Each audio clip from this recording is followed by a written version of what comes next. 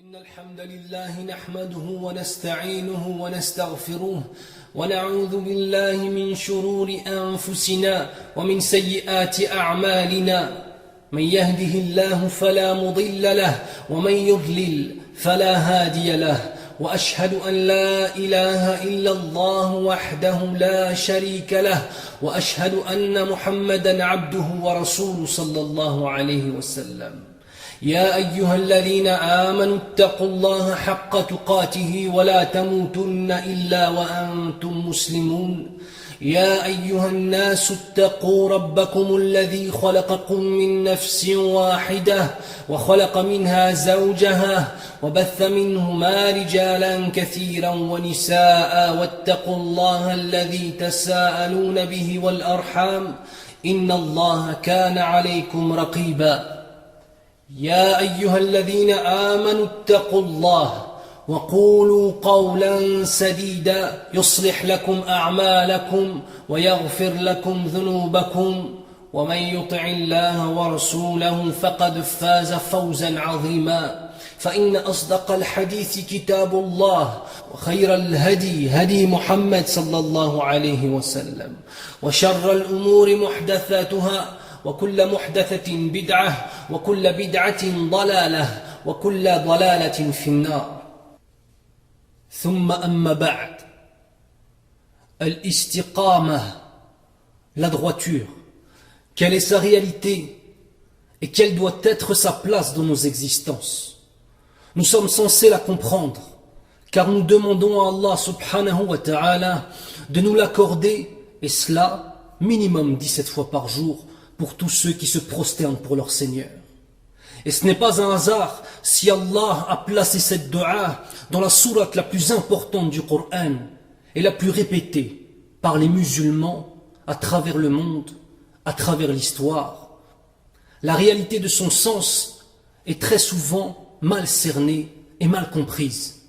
يقول الله سبحانه وتعالى أعوذ بالله من الشيطان الرجيم بسم الله الرحمن الرحيم الحمد لله رب العالمين الرحمن الرحيم مالك يوم الدين إياك نعبد وإياك نستعين اهدنا الصراط المستقيم اهدنا الصراط المستقيم. Ô notre Seigneur, guide-nous dans la voie droite. Cette voie droite, ce qu'on appelle en arabe l'istiqama, a trois principales dimensions. La première de ces dimensions est un état du cœur. Un état du cœur, la relation de soi-même à Allah subhanahu wa ta'ala. La deuxième dimension de l'istiqama est la relation de soi-même aux autres. C'est-à-dire quel comportement avons-nous au sein de notre communauté musulmane, de même notre comportement vis-à-vis des non-musulmans, soi-même aux autres. Et enfin la dernière dimension que nous allons traiter, Inch'Allah, durant ce sermon du vendredi, est la relation de soi-même à soi-même, de soi à soi, c'est-à-dire l'apparence. L'apparence qui doit être le reflet de ce que je suis, un musulman, un adorateur d'Allah subhanahu wa ta'ala, qui Inch'Allah est arrivé jusqu'au degré d'être appelé un mu'min, un véritable croyant. Tout d'abord donc le cœur. Le cœur est le siège de la foi. Il est la partie de l'être humain la plus importante de toutes. وقال النبي صلى الله عليه وسلم إن في الجسد مضغة إذا صلحت صلح الجسد كله وإذا فسدت فسد الجسد كله ألا وهي القلب. Le prophète sallallahu alayhi wa sallam a dit dans un hadith rapporté par Nu'man ibn Bashir radiyallahu anhu: il y a certes dans le corps une partie de nous-mêmes, si elle est saine, tout le corps s'en trouve assaini. Et de même, si elle est pervertie, alors tout le corps s'en retrouve perverti. Et c'est bien sûr le cœur. D'ailleurs, Allah subhanahu wa ta'ala décrit l'hypocrisie comme se trouvant dans le cœur des hypocrites, une véritable maladie, menant à l'enfer. Allah subhanahu wa ta'ala yaqul في قلوبهم مرض فزادهم الله مرضا. Ce qui signifie il y a dans leur cœur une maladie, c'est-à-dire celle de l'hypocrisie. Et Allah fait croître leur maladie. Et ils auront un châtiment douloureux à cause de ce qu'ils démentaient. Il est donc le lieu de tous les dangers. Et s'il est perverti, rien de bon ne restera. Alors comment garder un cœur saint nous permettant d'être de véritables croyants, soumis à notre Seigneur, dans le tawhid, dans l'adoration d'une divinité unique, qui est la seule à mériter l'adoration, qui est Allah subhanahu wa ta'ala. Le cœur, le siège de la foi, est aisément comparable à une bâtisse que l'on construit sur de solides bases. Tout d'abord, les fondations, puis les murs porteurs, ainsi que la toiture. Et c'est seulement à partir de cet instant que nous obtenons ce que l'on peut décemment appeler une maison. Eh bien, ces bases sont ce que l'on nomme At-Tawhid, le dogme pur de l'adoration exclusive d'Allah subhanahu wa ta'ala, le créateur de toutes choses. On embellira et on meublera cette maison par nos actes d'adoration, par notre comportement, par le travail sur nous-mêmes. Il n'y a pas d'istiqama sans tawhid, ni même d'islam d'ailleurs, sans la ilaha illallah, Muhammad Rasulullah sallallahu alayhi wa sallam. La ilaha illallah est la seule base nous permettant d'obtenir les fruits de cette foi au jour du jugement. Et la négation de ce tawhid, de cette unicité d'Allah subhanahu wa ta'ala, va du manque de confiance en Allah subhanahu wa ta'ala jusqu'à l'adoration d'un autre que lui, en passant même par l'offrande posée sur des mausolées, sur le mausolée d'un homme mort, afin qu'il intercède pour nous auprès d'Allah, ou bien même, a'udhu billah, d'aller consulter un sorcier ou un voyant, qui sous couvert d'un habit de science sont souvent des sorciers. Ceux qui font semblant d'être des fuqaha et sont appelés le fqih.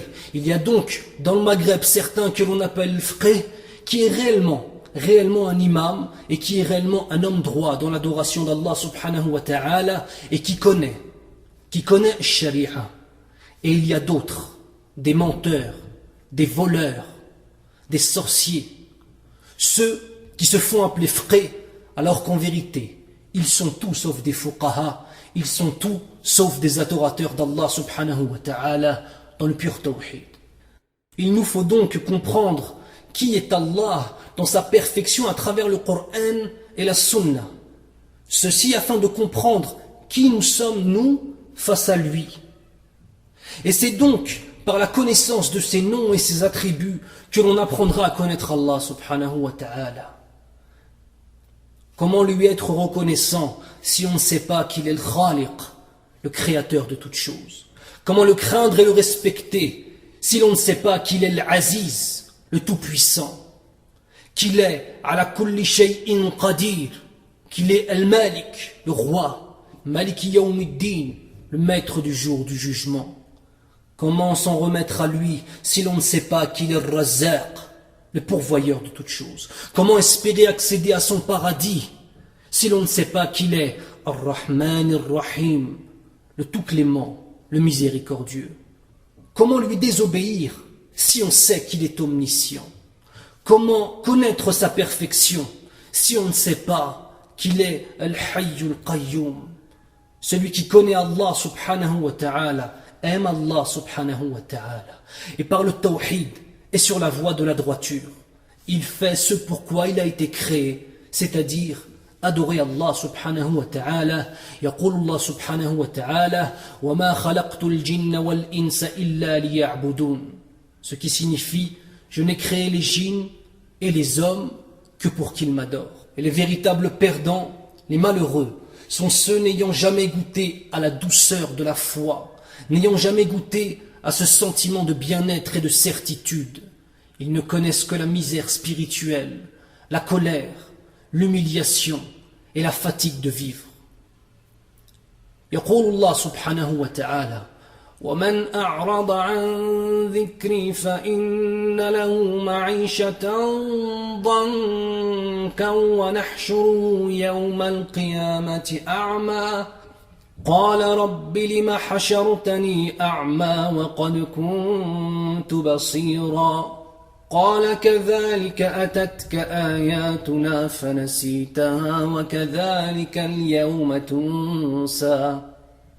Ce qui signifie: et celui qui aura tourné le dos à mon rappel aura une vie pleine de gêne et de malheur, et nous le ressusciterons au jour du jugement aveugle. Il dira: ô mon Seigneur, pourquoi m'as-tu ressuscité aveugle alors que j'étais voyant? Il lui sera répondu: de la même façon que te sont venues mes preuves et que tu les as oubliées, eh bien aujourd'hui, tu es oublié. Aveugle dans cette vie, aveugle dans l'au-delà. Cheikh al-Islam rahimahullah a dit lorsqu'il était en prison: que feront-ils de moi mes ennemis? Moi, mon paradis et mon jardin sont dans ma poitrine. Où que j'aille, ils sont avec moi.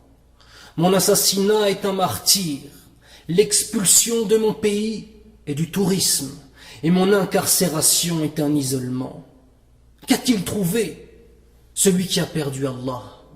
Et qu'a-t-il perdu? Celui qui a trouvé Allah. Celui ayant trouvé Allah a tout trouvé. Et celui qui a perdu Allah a tout perdu. Et j'aimerais faire une parenthèse sur une formule que j'ai de nombreuses fois entendue au sein de la communauté musulmane, dans la bouche de mes frères et dans la bouche de mes sœurs. Cette formule est: l'islam est dans le cœur. Si cette phrase est dite par une personne dont le cœur est tel que celui décrit auparavant, signifiant la relation intime que j'entretiens avec mon Seigneur n'a pas à être divulguée, ni même mes actes d'adoration, aussi nombreux soient-ils, alors oui, je suis d'accord avec cette phrase. Mais si par contre elle est dite par un ou une non pratiquante, ne faisant par cela que de tenter de justifier son nombre incalculable de péchés et de désobéissances, alors non. Et si l'islam est dans le cœur, eh bien, l'islam est une foi, l'islam est une parole, et l'islam est des actes. Et si ce cœur est vide d'islam, alors il sera rempli d'hypocrisie et de mécréance. A'udhu billah min dhalik. Après que le croyant ou la croyante ait construit, grâce à Allah subhanahu wa ta'ala, une foi solide et en accord avec ce que veut de nous le Seigneur des mondes, il peut sainement gérer sa relation avec le monde qui l'entoure. Sa poitrine est réellement liée à Allah subhanahu wa ta'ala. Il est dans une véritable relation de musulman avec son Seigneur. Il s'est occupé de lui-même. Il peut donc maintenant s'occuper de ses relations avec ses co-religionnaires et avec les non-musulmans. Et bien sûr prendre pour modèle le plus droit des hommes que la terre n'ait jamais porté, le plus doux, le plus attentionné, le plus dévoué, le plus souriant, le plus désintéressé de cette vie, le plus farouche à défendre l'honneur de l'islam, le plus fin des stratèges militaires, le plus miséricordieux des hommes, le plus aimant et le plus aimé, Muhammad ibn Abdillah sallallahu alayhi wa sallam, Rasulullah sallallahu alayhi wa sallam, le plus grand éducateur des masses qu'ait connu l'humanité. Allah subhanahu wa ta'ala nous dit dans le Coran: لقد كان لكم في رسول الله أسوة حسنة. Ce qui signifie: il y a en l'exemple du prophète d'Allah un exemple parfait à suivre. Lorsque l'on questionna Aïcha radiyallahu anha sur le caractère du prophète sallallahu alayhi wa sallam, elle répondit tout simplement: son caractère était le Coran. Kana khuluquhu al-Qur'an. L'intériorisation et la véritable compréhension de la parole d'Allah subhanahu wa ta'ala jusqu'au moment où lorsqu'on le décrit sallallahu alayhi wa sallam, la seule chose qui vient à l'esprit c'est de le décrire par rapport à la parole d'Allah, par rapport à la pratique de tout ce qui est inscrit dans Kitabillah subhanahu wa ta'ala. Ya akhil karim, ya ukhtil karima, posez-vous la question: si demain on devait vous décrire, si demain on devait nous décrire, alors qu'est-ce qu'on dirait? Ya akhi, est-ce qu'on dirait de toi que ton comportement est celui du Coran? Ya ukhti, est-ce qu'on dirait de toi que ton comportement est celui du Coran? Et moi-même, je me pose la question comme vous-même. Est-ce que l'on dirait que mon comportement était le Coran? Subhanallah. Nas'alullah subhanahu wa ta'ala an yahdiyana. Amin ya rabbal alamin. Je demande à Allah subhanahu wa ta'ala qu'il nous guide dans la droiture et dans la véritable compréhension de l'islam, de notre religion. Lorsqu'un homme ayant tendance à s'énerver lui demanda conseil, Rasul sallallahu alayhi wa sallam lui administra le conseil simple et complet: ne te fâche pas, ne te fâche pas, ne te fâche pas. Un homme toujours à l'écoute des autres, un homme qui donnait à chaque personne son droit et même plus que son droit. Ainsi, toute personne rencontrant Rasulullah sallallahu alayhi wa sallam avait l'impression d'être un homme exceptionnel. Subhanallah. Il avait l'impression d'être un homme exceptionnel. Ya Ikhwan, je me rappelle d'une fois avoir écouté le témoignage d'un des élèves de Cheikh Al-Uthaymin, rahimahullah, qui expliquait que toute personne le rencontrant avait toujours cette impression d'être quelqu'un d'important, parce que le Cheikh, rahimahullah, prenait toujours son temps avec chaque personne, en le prenant par la main, en l'appelant par des noms intimes, afin de lui faire sentir qu'il avait une importance. Et c'est ainsi que l'on doit avoir une relation avec les musulmans autour de nous, leur faire sentir qu'ils sont importants pour nous, car ils sont importants pour Allah subhanahu wa ta'ala. Le prophète sallallahu alayhi wa sallam nous informa que même le sourire est une sadaqa, une aumône. Il était même pris pour juge, écoutez cela, il était même pris pour juge dans les affaires de certaines tribus chrétiennes d'Arabie qui pourtant ne l'ont pas reconnu comme prophète, mais ont vu en lui la droiture de la justice avec tous, musulmans comme non musulmans. Imaginez-vous cela, des hommes, des tribus non musulmanes qui ne reconnaissent pas le prophète sallallahu alayhi wa sallam comme étant le prophète d'Allah subhanahu wa ta'ala, mais pourtant, s'ils ont un différend, ils reviennent vers lui pour qu'il juge entre eux. Subhanallah. Est-ce que maintenant des non musulmans pourraient estimer que nous sommes assez justes pour juger entre eux? Chacun d'entre nous doit baisser la tête et se poser la question. Il était, sallallahu alayhi wa sallam, en première ligne pour défendre la communauté lorsqu'elle était attaquée. Il fut blessé au visage, sallallahu alayhi wa sallam. Il perdit des êtres chers à son cœur durant ces guerres. Le tout pour Allah subhanahu wa ta'ala, le tout fi sabilillahi, hatta takuna kalimatullah hiya al-uliya.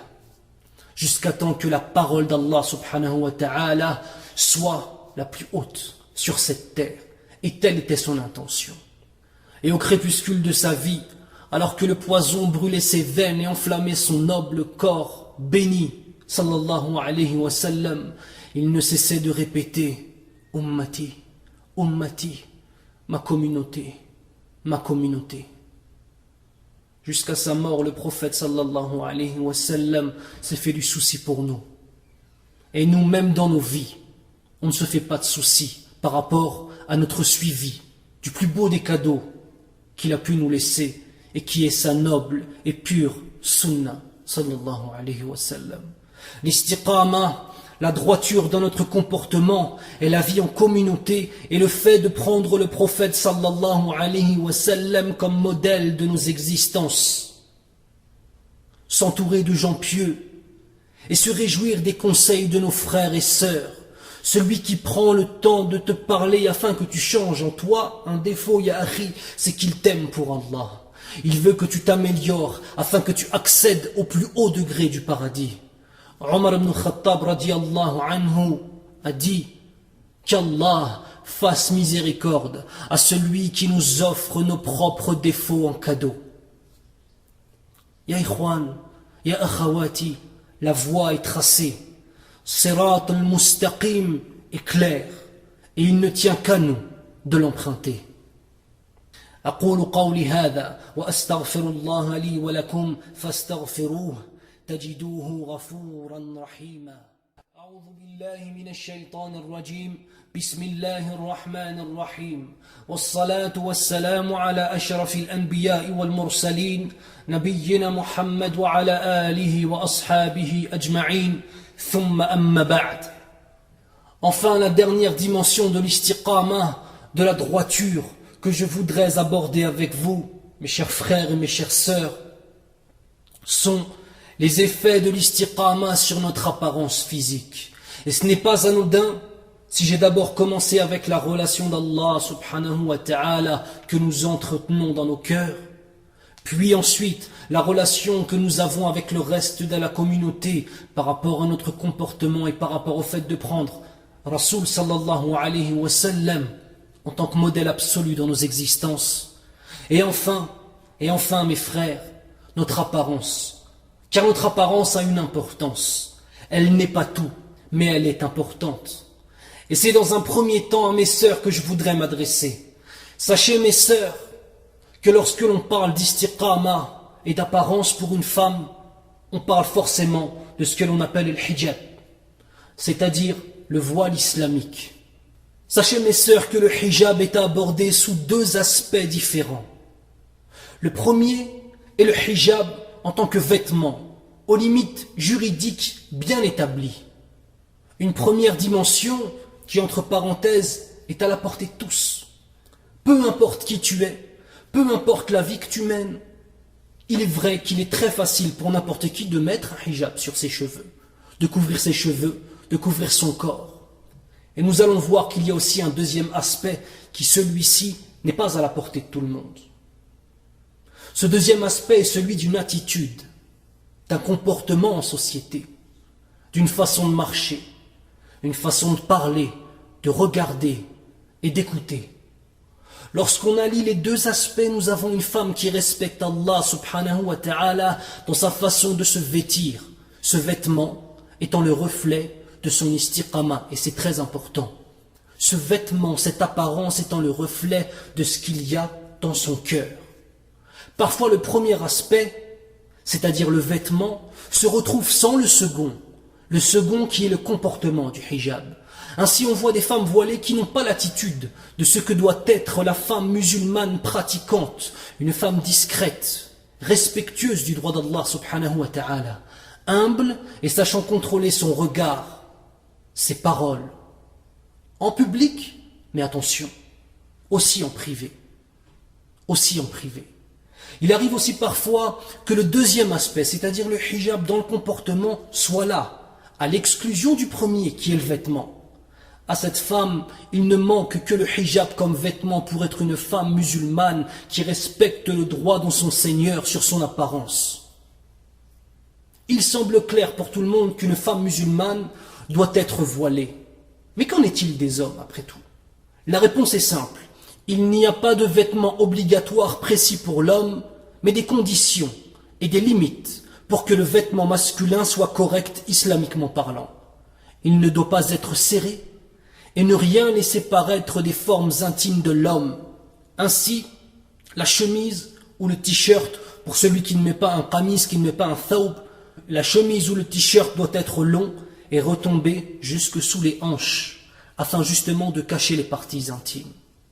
Inutile donc de m'attarder sur le caractère irrespectueux vis-à-vis d'Allah de cette mode de baisser son pantalon pour laisser apparaître ses sous-vêtements. A'udhu billah, Allahu musta'an. Mes chers frères, mes chères sœurs, votre apparence doit être le reflet de vos cœurs et non pas le reflet de cette société malade. Une femme à moitié nue et un homme habillé, moulant de la tête aux pieds, ne dégagent aucune beauté, et bien au contraire, car leurs agissements déplaisent à Allah subhanahu wa ta'ala. Nous devons en nous-mêmes redéfinir la notion de beauté, c'est cela le problème. Nous devons en nous-mêmes redéfinir la notion de beauté. Et chez les musulmans, je vous rappelle, les soumis à Allah subhanahu wa ta'ala, la beauté est ce qui plaît à Allah subhanahu wa ta'ala. Inna Allah jamil yuhibbul jamal. إن الله وملائكته يصلون على النبي يا أيها الذين آمنوا صلوا عليه وسلموا تسليما اللهم صل على محمد وعلى آل محمد كما صليت على إبراهيم وعلى آل إبراهيم وبارك على محمد وعلى آل محمد كما باركت على إبراهيم وعلى آل إبراهيم في العالمين إنك حميد مجيد.